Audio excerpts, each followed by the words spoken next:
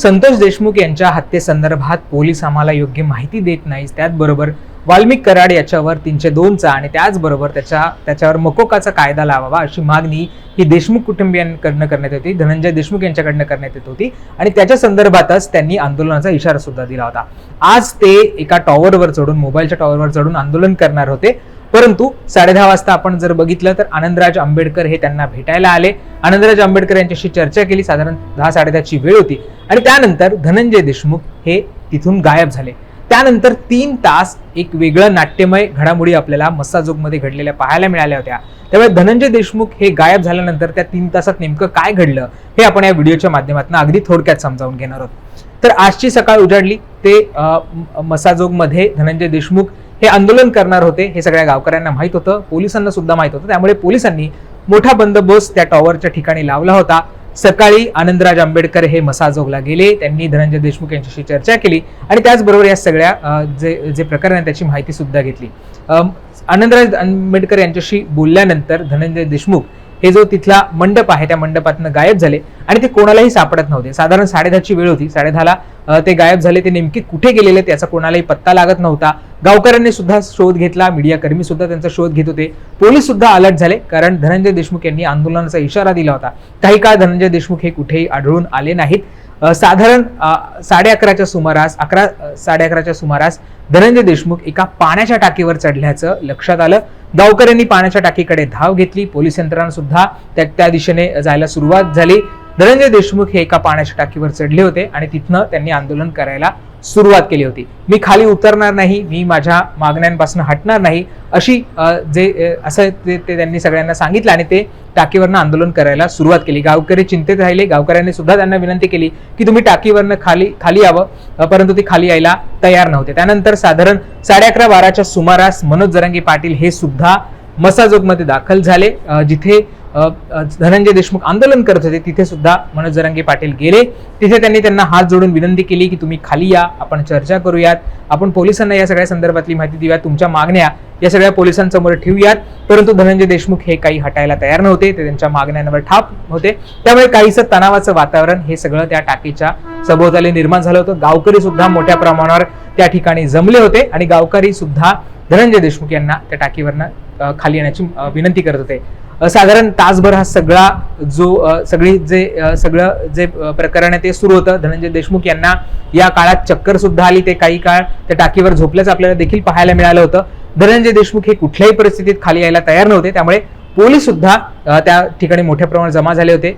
जे बीडचे नवीन SP आहेत नवनीत कामत यांनी सुद्धा मनोज जरांगे पाटील यांच्याशी चर्चा केली। त्यांनी सुद्धा त्यांना विनंती केली की जरांगे पाटील यांनी जे देशमुख आहेत त्यांना विनंती करावी आणि त्यांना खाली यायला सांगावं। त्यानंतर काही काळाने एक DYSP दर्जाच्या अधिकारी होत्या, महिला अधिकारी होत्या, त्या टाकीच्या शेजारी असलेल्या दुसऱ्या टाकीवर चढल्या आणि तिथनं त्यांनी धनंजय देशमुख यांना विनंती केली की त्यांनी खाली यावं आणि त्यांच्या ज्या मागण्या आहेत त्या पोलिसांसमोर मांडाव्यात।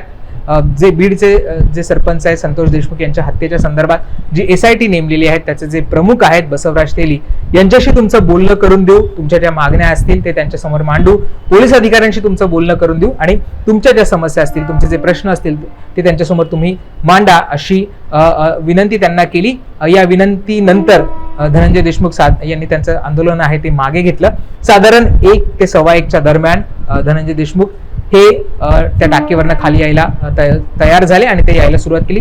दरम्यान वैभवी देशमुख, ज्या संतोष देशमुख यांच्या कन्या आहेत, त्या सुद्धा टाकीच्या मध्यापर्यंत गेलेल्या होत्या। धनंजय देशमुख यांनी पोलिसांची विनंती मान्य केली आणि ते त्या टाकीवरनं खाली उतरले आणि त्यानंतर त्यांनी पुन्हा एकदा गावकऱ्यांशी चर्चा केलेली आहे। अर्थात आता पोलिसांनी त्यांना आश्वासन दिलेलं आहे की जे SITचे प्रमुख आहेत बसवराज तेली यांच्याशी ते चर्चा घडवून आणतील आणि जी भीती धनंजय देशमुख आणि देशमुख कुटुंबियांना आणि मसाजोगच्या गावकऱ्यांना वाटते त्यांच्या बाबत ते त्यांच्याशी बोलणं करून देतील।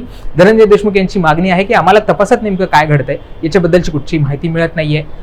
जे वाल्मिक कराड आहे त्याच्यावर अजूनही 302चा गुन्हा असेल किंवा त्याच्यावर मकोकाचा गुन्हा असेल तो दाखल करण्यात आलेला नाहीये। त्यामुळे जर उद्या आता वाल्मिक कराडची सुनावणी सुद्धा आहे, जर त्याला जामीन झाला, तो बाहेर आला, या गुन्ह्यातनं तो बाहेर पडला तर मग तो पुन्हा एकदा आम्हाला धमकावेल, आमचा सुद्धा जीव जाऊ शकतो या सगळ्या प्रकरणामध्ये, अशी जी शक्यता आहे ती या सगळ्यामध्ये धनंजय देशमुख यांनी व्यक्त केलेली, अशी भीती त्यांनी व्यक्त केलेली आहे. आणि म्हणूनच वाल्मिक कराडवर सुद्धा 302चा गुन्हा दाखल व्हावा, त्याला सुद्धा मकोका अंतर्गत त्याच्यावर कारवाई करावी अशी मागणी ही त्यांच्याकडनं केली जाते. त्यामुळे आता अर्थात ते SITच्या टीमशी भेटल्यानंतर ते काय बोलणं होतं आहे, धनंजय देशमुख यांची जी मागणी आहे ती पोलीस मान्य करतात का, आणि वाल्मिक कराड याच्यावर 302चा आणि मकोकाचा गुन्हा दाखल करतात का, हे पाहणं महत्त्वाचं असणार. त्यामुळे या दिवसभरात आज ह्या सगळ्या घडामोडी घडलेल्या आहे.